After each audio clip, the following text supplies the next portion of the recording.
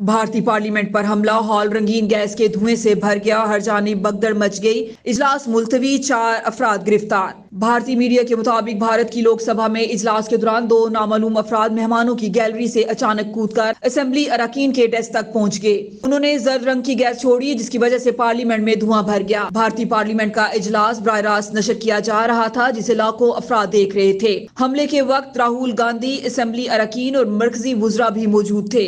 حملے کے بعد پارلیمنٹ اراکین خوف کے باعث چھپنے کی کوشش کرتے رہے اور بعض اراکین نشست کے نیچے بیٹھ گئے۔ سیکورٹی عملہ بھی اس اچانک حملے پر سٹیا گیا اور ان کی دوڑیں لگ گئیں۔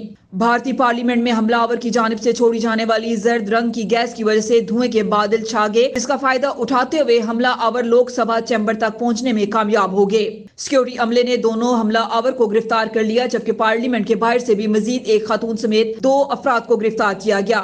لوک سبھا کے اسپیکر اس اچانک حملہ پر گھبرا گئے، انہوں نے اجلاس کچھ دیر کے لیے ملتوی کر دیا۔ بھارتی میڈیا کے مطابق اجلاس دوبارہ شروع ہوا تو اسپیکر نے رولنگ پر کہا کہ حملے کی تحقیقات شروع کر دی گئی ہیں اور پولیس کو اس حملے کی مکمل رپورٹ پارلیمنٹ میں جمع کرانے کا حکم دے دیا گیا ہے۔